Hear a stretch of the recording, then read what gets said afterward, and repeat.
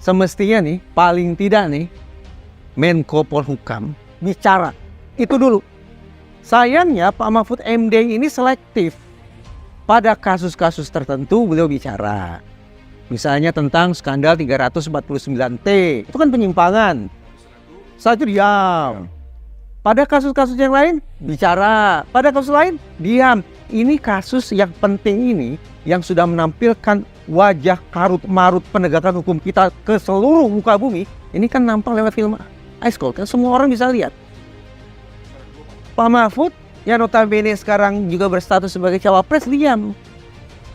Semestinya beliau dulu yang harus bicara. Kira-kira kalau berharap Presiden Jokowi bicara, sepertinya nggak mungkin lah. Presiden Jokowi konsentrasinya sudah beralih lah. Yang notabene Menko Polhukam. Saat itu dia kira-kira kenapa ya? Tadi saya sudah bilang, ada dua kemungkinan. Itu dua. Yang terbangun tafsiran di publik itu tadi. Satu memang tidak peduli. Atau yang kedua, jangan-jangan membenarkan. Iya. Kalau dua tafsiran ini keliru, ya bicara. Nah, Pak Mahfud MD, dia bilang, toh lo kalau waktu sidang sama gue semua menang. Cuma lu kalah satu doang nih sama bapaknya Mirna, Jessica, kasusnya. Dia diam deh tuh. Kalau bener nih Pak Mahfud MD ngomong kayak gitu, ya kita semua tahu kan Pak Mahfud MD itu orang yang nggak bisa disogok, apalagi ya semacam disuap nggak bisa. Pak Mahfud MD itu orang yang benar-benar menjunjung tinggi keadilan dan kebenaran. Beliau tidak mau disogok dan tidak takut dengan ancaman apapun. Kalau sekelas beliau ngomong kayak gitu, tahulah kita nih ya. Cie katanya akun IG Pak Mahfud MD dibatasi coy katanya, masih ya. Kenapa ya di private ya Pak Mahfud ya? Tuh, ada yang bilang pengen denger tuh bagaimana pendapatnya Pak Mahfud. Bapaknya Mirna gitu kan, bilang bahwa Pak Mahfud MD pun ya, sekelas Pak Mahfud MD pun pernah bilang ke Pak Oto Hasibuan kayak gini, toh lu selama sidang sama gue tuh lu tuh menang terus gitu kan, tapi lu kalannya sama satu doang, sama bapaknya Mirna gitu. Jadi ya guys, intinya ya, kekuatan dan kehebatannya Pak Edi ini guys, bahkan sudah diakui oleh Pak Mahfud MD guys ya. Pak Mahfud MD sendiri pun mengakui, jadi wajar dia menang di kasusnya Jessica Kumala Wongso tanpa pengacara, tanpa otopsi, dan tanpa bukti yang jelas gitu ya guys ya. Jadi wajar ya, sekelasnya Pak Mahfud MD sekalipun sudah mengakui loh. Ya, sudah mengakui kehebatannya bapaknya Mirna gitu. Berarti dia ini memang bukan orang biasa ya guys ya.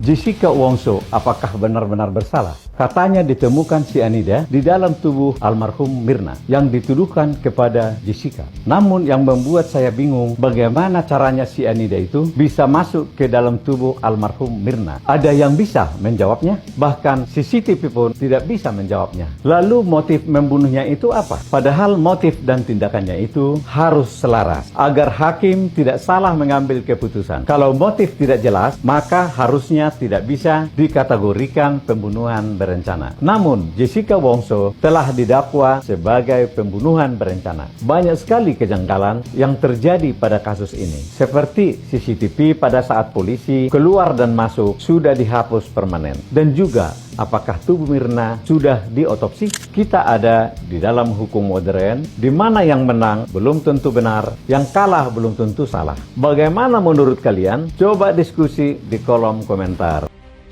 Nama Mahfud MD ikut disorot dalam kasus kopi sianida, warganet pun ramai banjiri akun Instagramnya. Publik juga turut menyoroti Menpolhukam Mahfud MD, karena biasanya Mahfud akan bersuara jika ada indikasi ketidakadilan di masyarakat.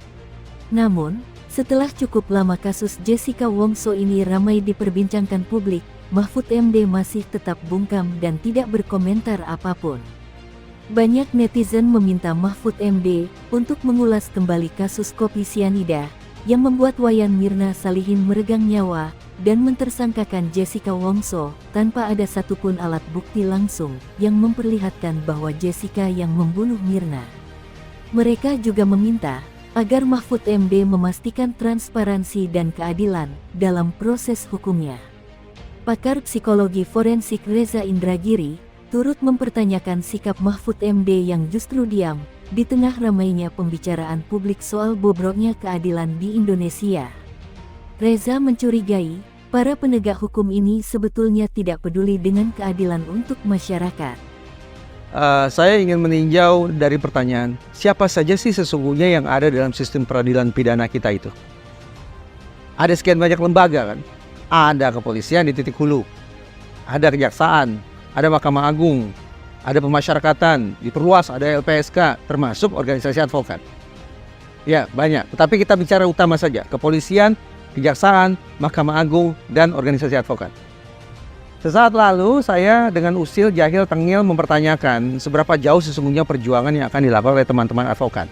Ya. Tadi Pak Bostam sudah memberikan garis bawah, pokoknya kita maju, PK, itu ya kata beliau ya. Yang saya pertanyakan nih, sejak film Ice Cold dirilis, sepanjang yang saya bisa simak pemberitaan, sub-sistem peradilan pidana kita lainnya tidak ada yang bicara tentang kasus ini. Polisi, ada gitu dari pihak kepolisian yang bicara? Tidak ada. Kejaksaan sama saja. Mahkamah Agung apalagi, karena mereka dalam posisi menunggu kan? Iya.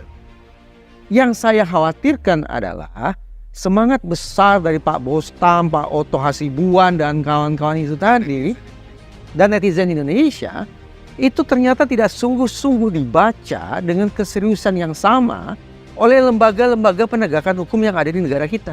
Oh, sekarang saya paham concern keprihatinan beliau. Diamnya alat-alat negara di bidang sistem peradilan pidana ini memunculkan dua tafsir. Jangan salahkan netizen kalau kemudian netizen memaknai diamnya alat-alat negara sebagai dua kemungkinan. Pertama, pada dasarnya alat-alat negara kita, lembaga-lembaga penegakan hukum kita ini memang tidak peduli apakah potret penegakan hukum kita ini akan tetap dinilai corek-moreng? Apakah kekumuhan ruang-ruang penegakan hukum itu mau dibiarkan? Tidak peduli. Karena terbukti tidak ada yang bicara. Atau tafsiran yang kedua, jangan-jangan di balik diamnya lembaga-lembaga ini, di dalam hati mereka membenarkan ada miscarriage of justice pada kasus ini sebagaimana yang terpotret lewat film Ice Cold itu tadi. Ini simpulan atau tafsiran yang menyakitkan hati. Tetapi apa boleh buat, tafsiran ini muncul sekali lagi dikarenakan seluruh lembaga penegakan hukum kita diam seribu bahasa. Ada dua kemungkinan seharusnya yang diambil. Ini saya udah jadi kayak calon presiden lagi. Kalau saya ingin menangkap, jadi perjuangan Pak Bostam dan kawan-kawan ini semangatnya adalah keluar dari kubangan status quo. Ya, mereka ingin mengangkat kaki kita semua lewat kasus Jessica ini dari kekumuhan ruang-ruang penegakan hukum. Artinya sudah jelas, mereka ingin sesuatu diubah di Republik ini. Jangan bertahan di status quo, tapi cari harapan baru, buka kesempatan baru, buka semangat baru.